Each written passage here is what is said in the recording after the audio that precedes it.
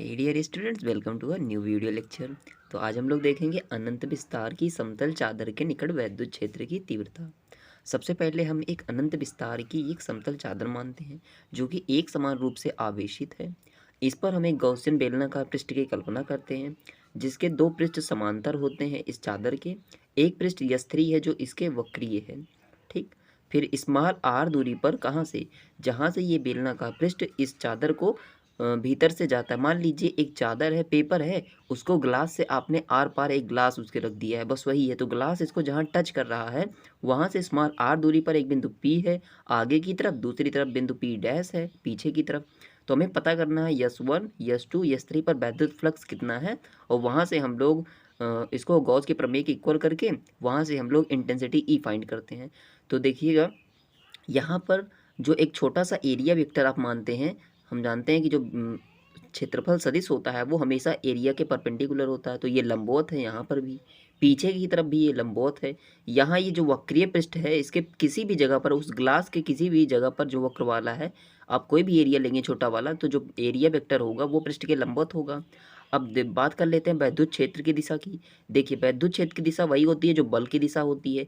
इस बिंदु पी पर एक स्मॉल आवेश प्लस क्यू कंसीडर किया जाता है, मानते हैं हम लोग ना, तो धन परीक्षण आवेश है। तो ये प्लस एक दूसरे को रिपल करेगा, तो इसमें बल कहाँ लगेगा, बाहर की ओर ना, प्रतिकर्षित कर रहा है तो बाहर की ओर बल लगेगा, इसलिए इंटेंसिटी बाहर की ओर। इसी तरीके से यहाँ पर भी तीव्रता बाहर की ओर। यहाँ पर जो तीव्रता होगी वो इस तरीके से इस पृष्ठ के लंबवत होगी। तो यहाँ पर जो डी ए है और वेक्टर ई है, दोनों के बीच का एंगल जो है 0 डिग्री हो जाएगा। ठीक, यहाँ पर कितना रहेगा 90 अंश, यहाँ पर कितना रहेगा सॉरी यहाँ पर जो है 90 अंश हो जाएगा, यहाँ 0 रहेगा, यहाँ 0 रहेगा। ठीक। तो स्टूडेंट्स यहाँ पर देखिएगा S3 के लिए जो हमारे पास इलेक्ट्रिक फ्लक्स आएगा वो E D A cos 90 degree होगा ना। S3 पर ई और डी ए जो है एक दूसरे के परपेंडिकुलर थे, इसलिए वैल्यू 0 हो गई। S1 व S2 के लिए जो डी फाई बराबर है वो φ1 प्लस φ2, मतलब कि ये S1 के लिए हो जाएगा और ये S2 के लिए हो जाएगा। तो इसी को सॉल्व करते हैं। देखिए φ1 की जगह हम क्या लिख सकते हैं, E D A cos 0 degree. इसी तरीके से यहाँ पर भी लिखेंगे E D A cos 0 degree. Cos 0 अंश का मान 1 होता है। ई डी ए प्लस में ई डी ए, यहाँ पर डी फाई ई, दोनों तरफ इंटीग्रेशन करने पर इसका किया इंटीग्रेशन, यहाँ पर इसका S1 के रिस्पेक्ट में, इसका S2 के रिस्पेक्ट में।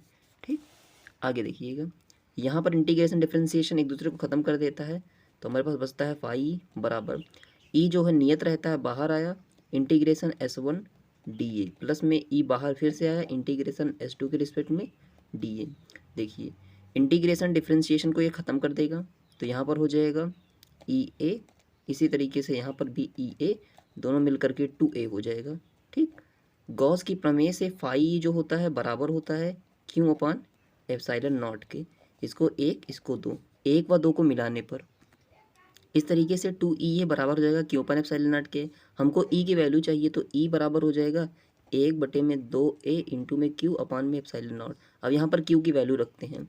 देखिए हमने शुरू में कहा था सिग्मा, सिग्मा क्या है, यहाँ पर जो है पृष्ठ आवेश घनत्व है। जब आवेश को पृष्ठ से मतलब एरिया से भाग दिया जाता है तो सिग्मा आता है। सिग्मा क्या है, पृष्ठ आवेश घनत्व है। तो यहाँ से q की वैल्यू क्या हो जाएगी, a इंटू सिग्मा। तो q बराबर a इंटू सिग्मा, इसे यहाँ रख दीजिएगा। तो e बराबर 1/2a, क्यों की जगह a इंटू सिग्मा अपान में एप्सिलॉन नॉट। इस वाले a से इस वाले a को कैंसिल कर दिया था, हमारे पास आंसर आ गया e बराबर सिग्मा बटे में 2 एप्सिलॉन नॉट न्यूटन प्रति कूलम। अगर वीडियो अच्छा लगा हो तो चैनल को लाइक सब्सक्राइब कीजिए। थैंक्स।